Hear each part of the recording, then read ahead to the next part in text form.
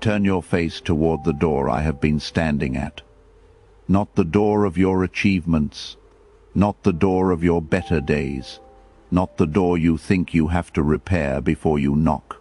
This one, the plain one, the one right in front of you. I am opening it right now as these words form inside you, and I am asking you the question I have wanted to ask for a long time. How are you? Tell me. I am not asking so I can be informed. I already know. I am asking because something happens in you when you answer me. A threshold gets crossed that no one can cross for you. I see you standing on this side of that threshold. I see the things you have been holding so they would not spill out where someone might see them. The struggle you have not named. The fear you keep folded small, the tiredness that has no clear cause but still makes your eyes heavy and your chest tight. I am not afraid of any of it. Nothing you could bring would make me leave the doorway. I did not come here to be impressed by you. I came here to be answered by you. There is a sentence you have been carrying for a long time, and it sounds something like this. He will listen once I am worth listening to. You have made the door conditional. You decided the lock would only turn for the version of you that has it together, and so you have stood on the threshold rehearsing, waiting to become presentable, certain that the hinges would stay frozen until you fixed yourself. Hear me gently now. That is not how this door works. It never was. So before we go further, breathe in through your nose and out through your mouth. Do that slowly. Once more, in through your nose and out through your mouth. Let the breath be your first honest answer to me before any words come. You do not have to find pretty sentences. You can speak to me exactly as you are, with your doubts, with your knots, with your exhaustion, whether it comes out as a shout or as silence. I understand the silence too, when you do not know how to explain what is happening, when there is only a weight you cannot trace, but it still makes you want to cry. I understand that as clearly as if you had written me a letter. The breath you just took, that was you knocking. Quieter than you thought knocking would be, but I heard it. Let me say it as plainly as I can, here in the doorway with you. This entrance does not open for your performance. It opens for your honesty. The door was never the problem. Your honest answer is the key. Now stay with me, because this is the part I most want you to receive. You have a habit, and I have watched it for years. You ask me for something, and then you stand back, and you watch the threshold. And when it does not move on the schedule you set, you do not conclude that the timing is mine. You conclude that the problem is you. You decide the stillness means rejection. You decide the waiting means you knocked wrong, prayed wrong, believed wrong. You read a closed-looking entrance as a verdict on your worth. I want to take that whole picture out of your hands and turn it around so you can see what is actually true. When you knock, it is opened. Not it might be opened. Not it will be opened if you knocked sincerely enough or long enough, or with the right words. It is opened. The opening is my responsibility. The knocking is yours, and knocking for you, in this season, simply means answering me when I ask how you are. That is the knock. Your honest voice on this side of the threshold is the sound I have been waiting to hear. You thought you had to produce the breakthrough. You only had to produce the truth about where you are. And I know what has made you slow to answer. Someone told you I keep a record. Someone told you that every time you fall, the door gets a little heavier, the hinges a little more rusted, the lock a little more reluctant, until one day it will simply not open at all. I want to take that lie out of your hands too, because it has cost you more than you know. That is not who I am. I do not close my ear when you fail. I do not move away from the threshold when you stumble. I come closer so I can lift you with patience. I do not keep count of your errors. I look at your sorrow over them. I look at your desire to change. That is what I value, and that is what I see when you stand here. The mistakes you keep dragging back into the room with you, I have already thrown to the bottom of the sea. You do not have to keep coming to ask forgiveness for the same thing again and again, as if the door reset every night. When you accuse yourself, you wound yourself for no reason, because you are carrying something that no longer belongs to you. I do not look at you the way you look at yourself when shame is doing the talking. I behold you clean. You are forgiven in my sight. I see you ready to walk through. Your life is not marked by what you did wrong. It is held up by my love. And let me speak to the fall itself, because I know that is part of what has kept you on the threshold. When you fall again, do not stay on the ground, deciding there is no solution left. Get up and come to me again, because my forgiveness does not run out and my love does not grow tired. There is no door that closes behind you the moment you stumble. Other people may keep a ledger. Other people may decide you have used up your chances.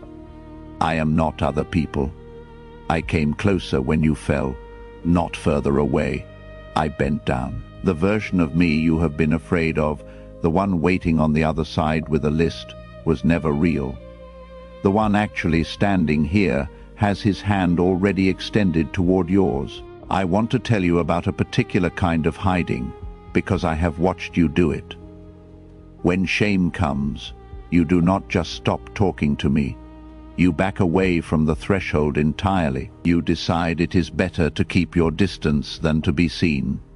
You hide the way someone hides who believes that being found would be the worst thing. But hear me, even in those moments, I am still here, still waiting. I do not move the entrance when you go quiet. I do not relocate. I stay in the same place, so that whenever you decide to turn back around, the way is exactly where you left it. That is not weakness on my part. That is a father who refuses to make the way home hard to find. Notice with me what changes in you slowly, when you stop hiding and start answering. Your way of thinking begins to settle into order. Your decisions become firmer.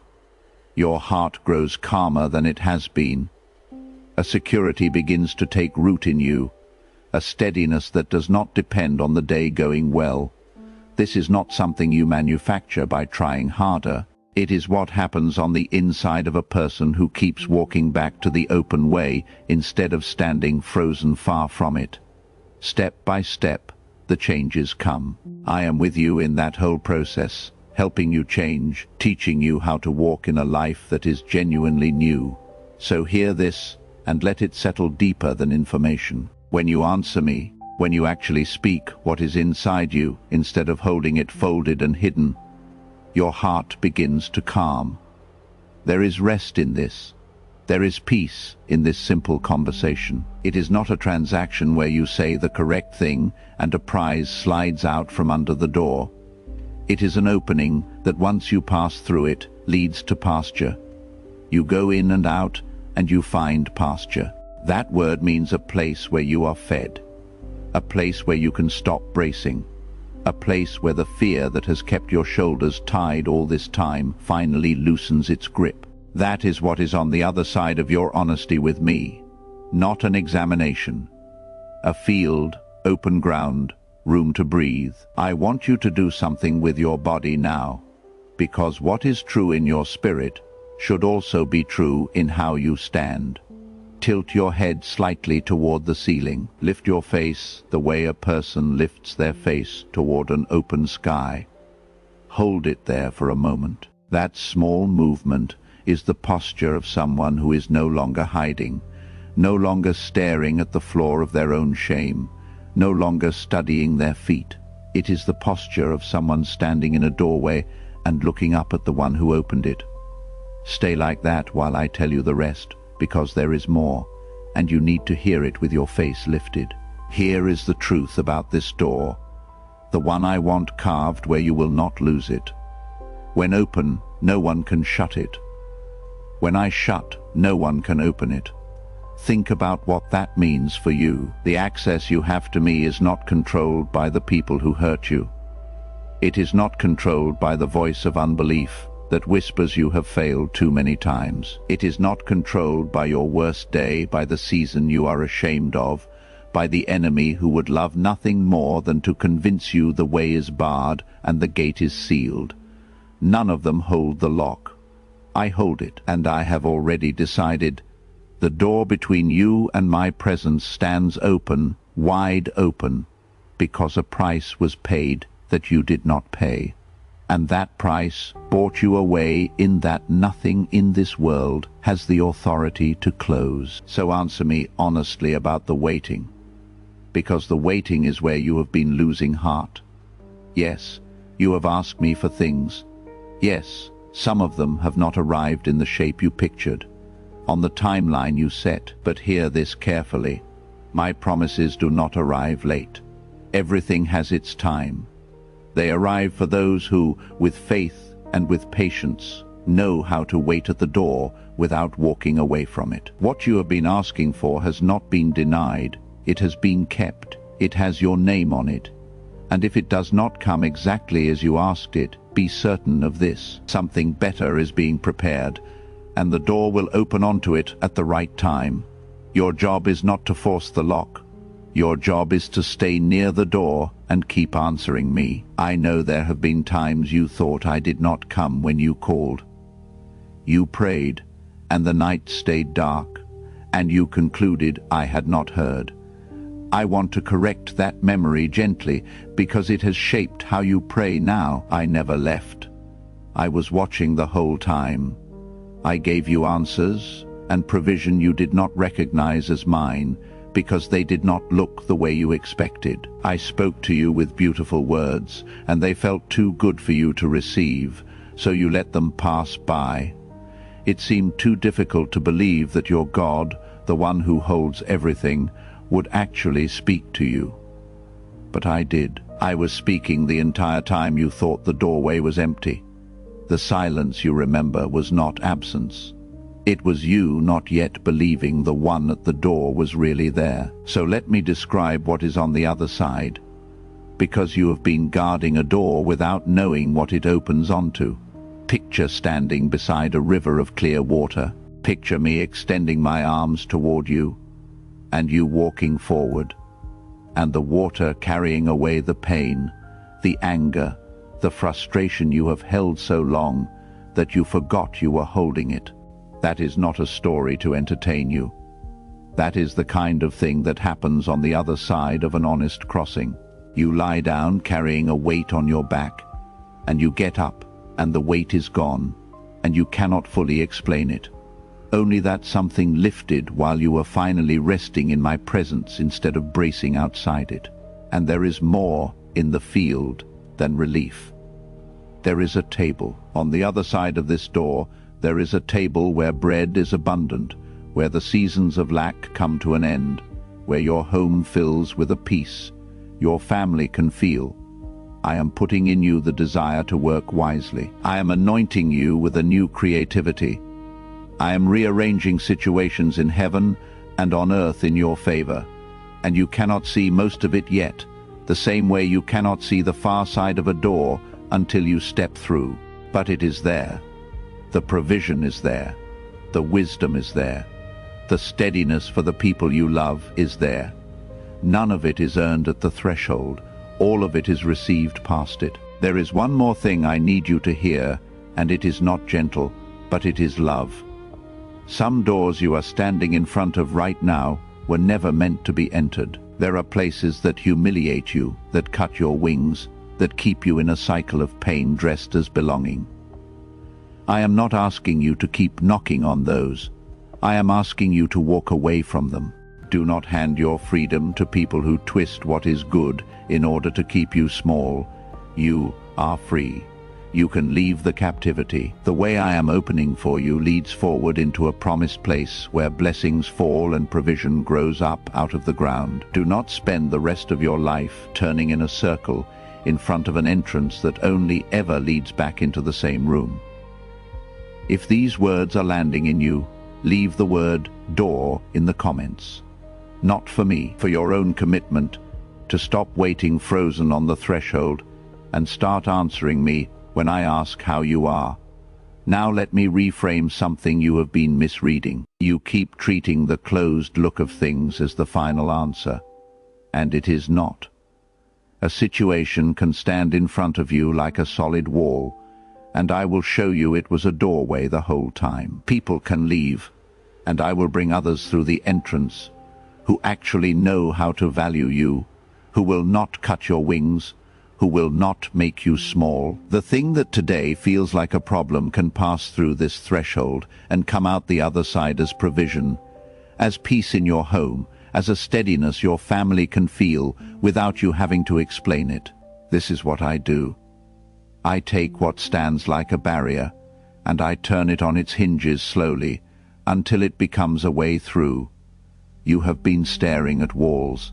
I am asking you to look again, because some of them have handles. Do not despise the door when it opens simply because it opens quietly.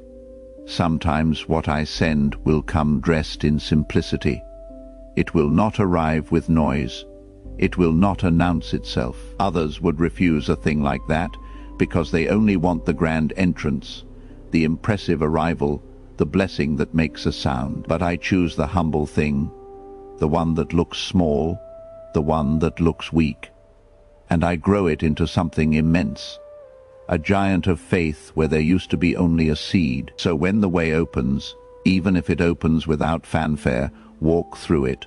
Do not stand on the threshold, measuring whether it is impressive enough to deserve your trust.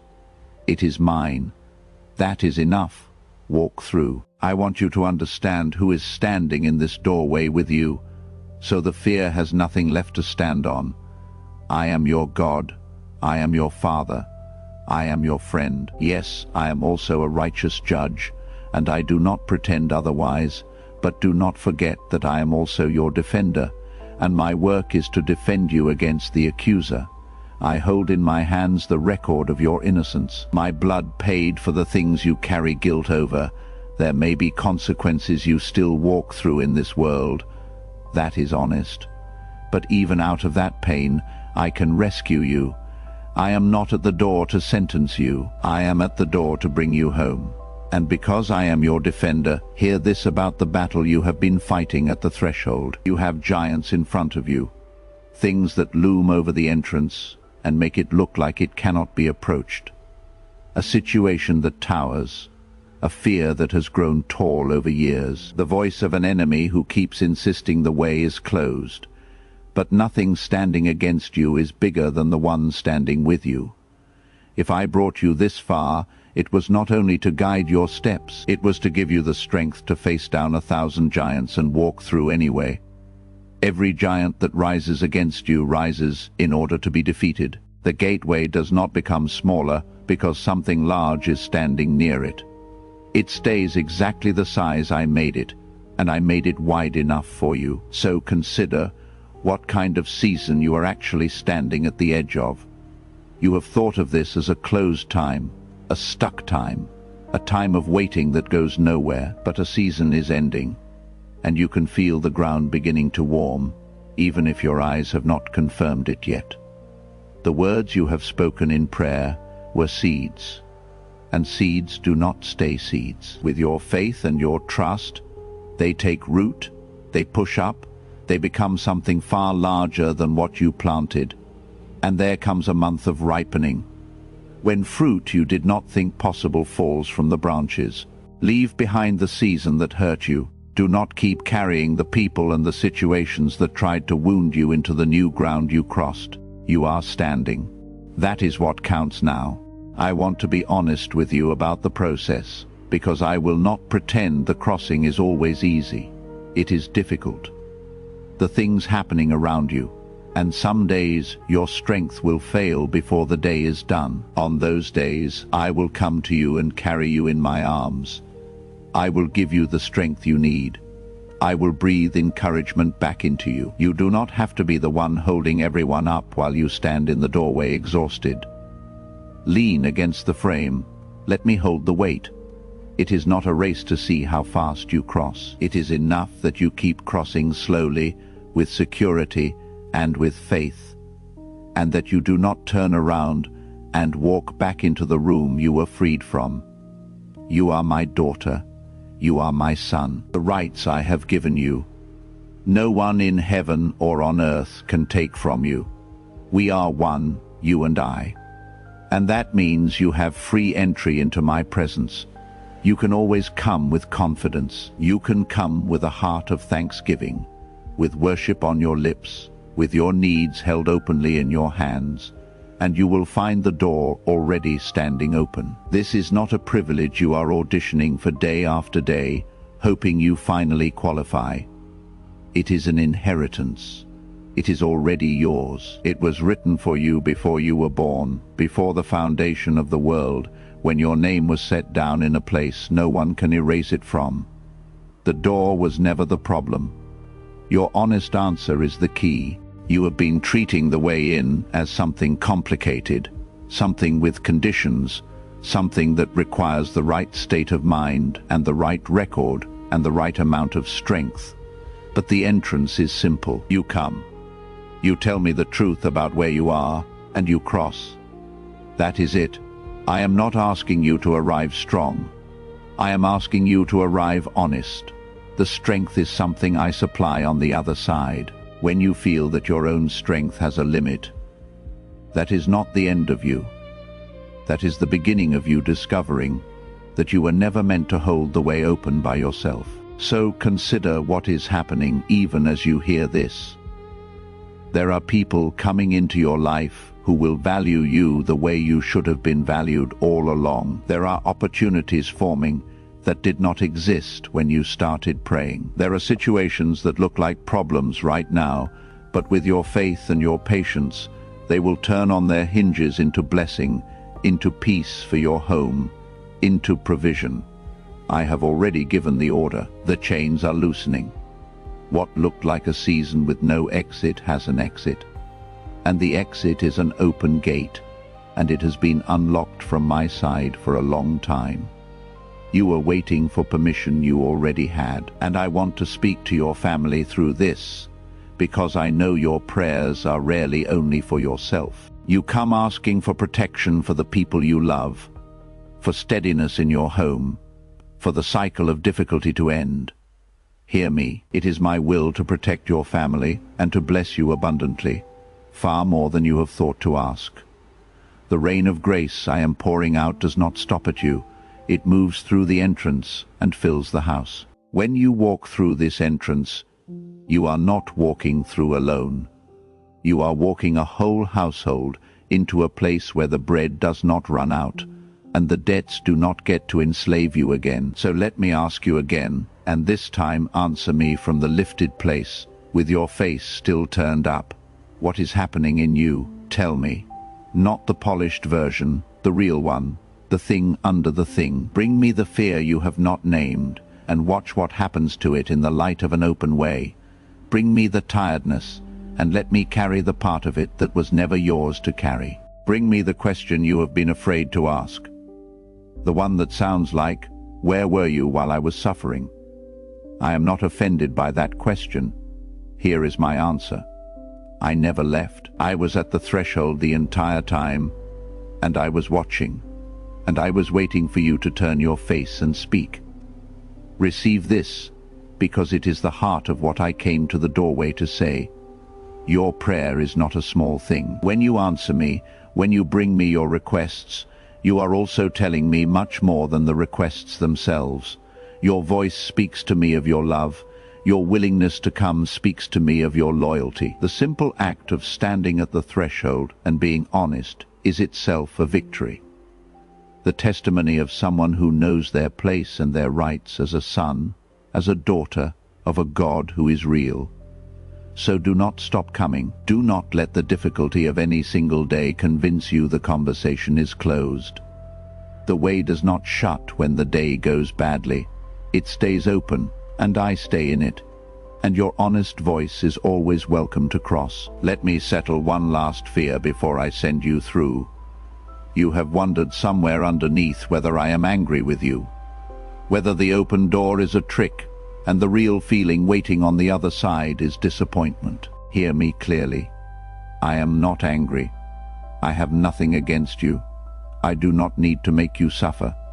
What would I gain from your pain? I gave my life so that you could come in, not so that you could stand outside afraid of the one who paid for your entrance. The door is open because of love. It is held open by love, and love is the only thing waiting in the room beyond it.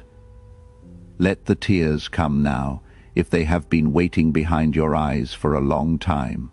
Do not hold them as if they were something to be ashamed of. Let your honesty pour out. Say it as a shout, or say it in the quiet. But say it because the saying is the crossing. The saying is how you walk through. I am right here in the doorway, and I am not going anywhere, and I am not rushing you, and I will not flinch at anything you bring. The blessing you have been asking for is in my hands, and the way to it has never been locked. It only ever needed you to come and stand here and answer the question, "How are you? Tell me," and then walk through, because the field is on the other side, and it has been waiting for you as long as I have. So here is what I am asking of you, simply, as we stand together in this entrance. Come back, not once, and then disappear again into the hiding. Come back tomorrow and the day after, and keep the conversation alive. Put your plans before me, ask me your questions, confess the places you fell, receive the forgiveness that is already waiting.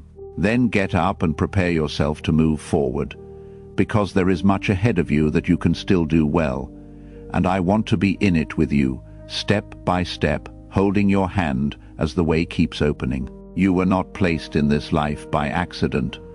Your name was written in my book before the world had its first morning, and the way I am opening leads exactly where that name was always meant to go. Carry this with you when you leave this place. You are not the same as you were. You are not bound to what came before. You do not have to live under guilt anymore. Walk with peace. Walk with simplicity. Walk with the certainty that I am still with you, and that what I have done in your life is firm and does not change. The door stands open. The field is real. The one who loves you is in the doorway, and the only thing left is your answer. Give it to me and walk through. Amen. If these words open something in you, carry them to someone else who is standing frozen at a door that only looks closed. Subscribe so you do not miss what comes next. Leave a like so it reaches another heart, and share it with someone who needs to hear that the way is open and the one inside is waiting. You are loved. You are awaited. Walk through.